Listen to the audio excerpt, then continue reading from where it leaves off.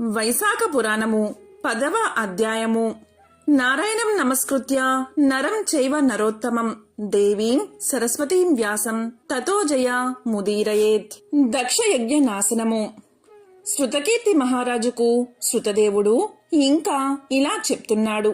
సతీదేవి వెంబడించి వచ్చిన ప్రమదగణాలు సతీదేవి యొక్క మరణానికి ఎంతో విచారించి వెంటనే శంకరుడి వద్దకు వెళ్లి దేవాది దేవుడగు అతనితో ఇలా చెప్పారు. దక్షిణ యజ్ఞవాటిక యందు సతీదేవి మరణించిన విశేషాలు అంతా వివరించి చెప్పారు.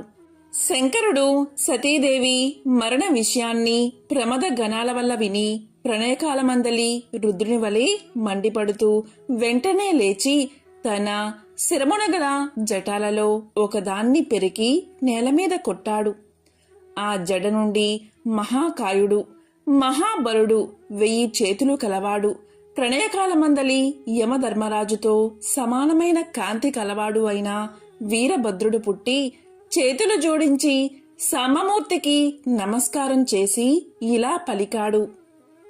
స్వామి, నన్ను మీరు సృష్టించిన కారణం ఏమిటి? దాన్ని చెప్పిన ఎడల మీ ఆజ్ఞానుసారం మీరు చెప్పినట్లే చేస్తాను అని పలికాడు రుద్రుడు. అప్పుడు శివుడు ఇలా పలికాడు. వీరభద్ర, నా అర్ధాంగి అయిన సతీదేవి దక్షుడి వల్ల మరణించింది కాబట్టి ఆ క్రూరుడైన దక్షుణ్ణి సంహరించాలి. మహాబల సంపన్నులగు భూతగణాలన్నీ నీకు సహాయంగా ఉంటాయి అని పలికాడు. ఆ మాటలను వీరభద్రుడు విని భూత సంఘంతో బయలుదేరి దక్షుని యజ్ఞవాటికకు చేరి అక్కడ సభలో ఉన్న దేవతలను, రాక్షసులను, మానవులను, పరాక్రమవంతులను కూడా చావమోదారు. పుషుడు అను సూర్యుడు సతీదేవి దక్షిణాడిన నిందావాక్యాల సందర్భంలో నవ్వినందుకు వీరభద్రుడు అతని దంతాలను ఊడగొట్టాడు. చెడు తలంపున గడ్డాన్ని, మీసాలను సవరించినందుకు భృగు మహర్షి యొక్క గడ్డాలను, మీసాలను వీరభద్రుడు పెరికివేశాడు. సతీదేవి మాటను, సతీదేవిని పరిహసించుచు ఎవరు ఏ అవయవాలను సవరించుకున్నారో వారి ఆ అవయవాలను వీరభద్రుడు నాశనం చేశాడు. దక్షుని శిరస్సును ఖండించాలని వీరభద్రుడు ప్రయత్నించాడు. కాని ముని మంత్ర రక్షితమగు వాని శిరస్సును ఖండించలేకపోయాడు. పరమేశ్వరుడు ఆ విషయాన్ని గ్రహించి తానే స్వయంగా దక్షుని శిరస్సును ఖండించాడు. ఈ విధంగా వీరభద్రుడు, శివుడు, వారి పరివారము యజ్ఞశాలలోని వారిని భంగపరిచి తమ వారితో కలిసి కైలాసానికి వెళ్లిపోయారు. యజ్ఞశాలలోని మిగిలిన వారు బ్రహ్మ వద్దకు వెళ్లి శరణు వేడుకున్నారు. బ్రహ్మ వారితో కలిసి కైలాసానికి పోయాడు. రుద్రుని వివిధ రీతుల్లో ఊరడించడానికి ప్రయత్నించారు. రుద్రుణ్ణి స్తుతించారు. శివుణ్ణి సమాధానపరిచి శివునితో కలిసి యజ్ఞశాలకు వెళ్లాడు బ్రహ్మాది దేవతలు. యజ్ఞశాలలో మరణించిన వారందరినీ శివుణ్ణి ప్రార్థించి అతని చేతనే బతికింపచేశారు. శివుడును దక్షుని అవినయానికి శిక్షగా బ్రహ్మ ప్రార్థనకు గుర్తుగా దక్షునకు మేకముఖం తెచ్చి అమర్చి బతికించాడు. మరియు మేక గడ్డాన్ని తెచ్చి భృగు మహర్షికి అమర్చాడు. సూర్యునికి దంతాలు ఇవ్వలేదు, కాని అతనికి పిండిని తినునట్టి శక్తిని మాత్రం ఇచ్చాడు. అవయవాలను పోగొట్టుకున్న వారికి ఆ అవయవాలను ఇచ్చాడు, కొందరికి ఇవ్వలేదు. యజ్ఞశాల ఈ విధంగా శివ బ్రహ్మల వలన పునర్జన్మను పొందింది. యజ్ఞశాలలోని వారు శివుణ్ణి ప్రార్థించారు. యజ్ఞాన్ని మరలా చేసి పూర్తి చేశారు. యజ్ఞాంతమున అందరూ తమ తమ స్థానాలకు వెళ్లిపోయారు. పరమశివుడు భార్యా వియోగంతో దుఃఖితుడై గంగా తీరమున పున్నాగ వృక్షం కింద తపస్సు ఆచరించుకుంటూ ఉన్నాడు. దక్షుని కుమార్తెయగు సతీదేవి శరీరాన్ని విడిచి మేన హిమాచలముల పుత్రికగా పుట్టి పెరుగుతూ ఉంది.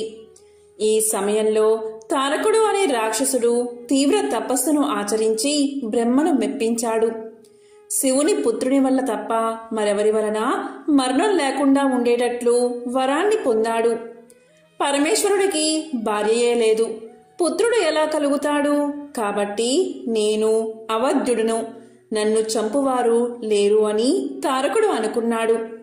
వరగర్వితుడై సర్వలోకాలను సర్వదేవతలను బాధించసాగాడు.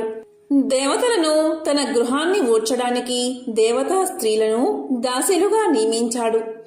దేవతలను బహు విధాలుగా బాధిస్తూ ఉన్నాడు.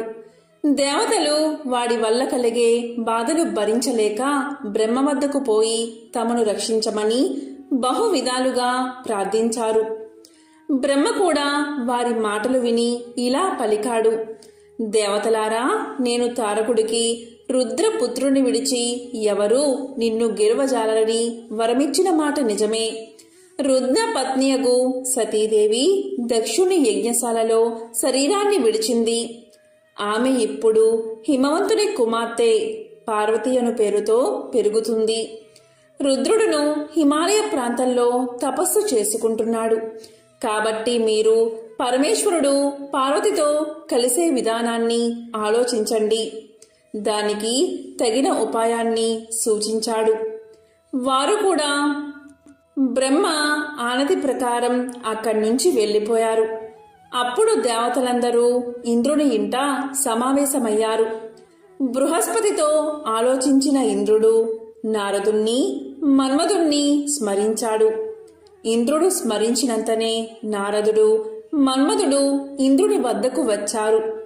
ఇంద్రుడు నారదుణ్ణి చూసి, ఓ నారద మహర్షి, నీవు హిమవంతుని వద్దకు వెళ్లి దక్షయజ్ఞమున శరీర త్యాగం చేసిన సతీదేవే నీ కుమార్తె పార్వతిగా జన్మించింది.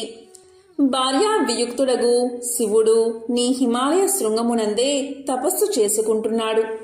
పూర్వజన్మలో పరమశివుని భార్య అయి ప్రస్తుతం నీ కుమార్తెగా ఉన్న పార్వతిని శివుణ్ణి సేవించడానికై పంపు. ఆమె శివునికి భార్య కాగలదు, శివుడే ఆమెకు భర్త కాగలడు.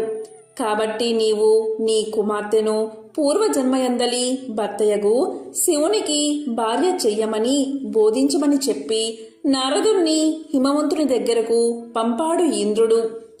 నారదుడు ఇంద్రుడు చెప్పినట్లుగా హిమవంతుని వద్దకు వెళ్లి పార్వతిని శివుని సేవకు పంపునట్లుగా శివునికి పార్వతిని ఇచ్చి వివాహం చేసేటట్లుగా హిమవంతుణ్ణి ప్రబోధించాడు. హిమవంతుడు అప్పుడు పార్వతిని శివుని సేవకై నియమించాడు. నారదుణ్ణి పంపిన తర్వాత ఇంద్రుడు మన్మధుణ్ణి చూసి ఇలా అన్నాడు: తారకాసుర పీడితులగు దేవతల హితం కొరకు, భార్యా వీక్తుడగు శివుని హితం కొరకు నీవు నేను చెప్పే కార్యాన్ని చెయ్యి. నీ మిత్రుడగు వసంతునితో శివుడు తపస్సు చేసుకుంటున్న ప్రదేశానికి వెళ్ళు. హృదయ మనోహరములగు వసంతరు శోభలను ప్రవర్తింప చెయ్యి. పార్వతి శివునకు సన్నిహితురాలైనప్పుడు నీవు మోహ బాణాలను ప్రయోగించు. శివ పార్వతులకు పరస్పర అనురాగం కలిగి వారిద్దరికీ సమాగం ఏర్పడితే రుద్రపుత్రుడు జన్మించి తారకాసుర వధ జరుగుతుంది. దేవతలకు పరపీడనం తొలగిపోతుంది. ఈ ప్రకారం చేయమని మన్మధుణ్ణి పంపాడు ఇంద్రుడు. మన్మధుడు ఇంద్రుడి ఆజ్ఞను పాటించి మిత్రుడగు వసంతునితోటూ భార్యగు రతీదేవితోనూ మలయానిలాది పరివారంతోనూ శివుడున్న తపోభూమికి వెళ్లిపోయాడు. అకాలమున వసంతకాలము ఆ ప్రాంతంలో విజృంభించింది.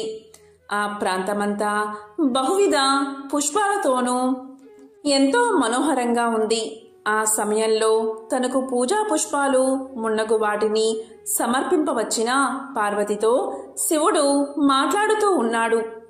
మన్మధుడు శివపార్వతుల సమాగమనముకు ఇదే తగిన సమయమని అనుకున్నాడు.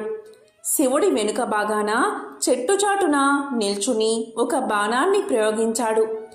మరలా ఇంకొక బాణాన్ని ప్రయోగించడానికి సిద్ధంగా ఉన్నాడు. శివుడు తన మనస్సు చలించుట గుర్తించాడు. కారణం ఏమిటి అని విచారించాడు. నిశ్చలమైన నా మనస్సు ఇలా చంచలం అవడానికి నాకిలాంటి చాంచల్యం కలిగించిన వారెవరో అని విచారించి నాలుగు దిక్కులా చూశాడు. బాణప్రయోగం చెయ్యబోతున్న మన్మధుణ్ణి చూశాడు. తన చూపును పార్వతి నుండి మరల్చాడు. మన్మధునిపై నిటలాక్షుడు తన నుదుట ఉన్న 3వ కన్నును తెరిచాడు. లోక భీషణమైన ఆ శివుని నేత్రాగ్ని మన్మధుని వాణి ధనుర్బాణాలతో దహించింది. తమ కార్యం ఏమవుతుందో అని చూస్తున్న దేవతలు భయపడి కకావికలై పారిపోయారు. వసంతుడు, మన్మధుని భార్య రతి, శివుడు తమను కూడా శిక్షిస్తాడేమో, ఆ శిక్ష ఎలా ఉంటుందో అని భయపడి కళ్ళు మూసుకుని దూరంగా పోయారు. స్త్రీ సన్నిధానము యుక్తము కాదని పరమశివుడు అంతర్ధానమయ్యాడు. మన్మధుడు చేసిన పని దేవతలకు, శివునకు ఇష్టమే అయినా మన్మధునికి మాత్రం అనిష్టమైన అనర్థం కలిగింది.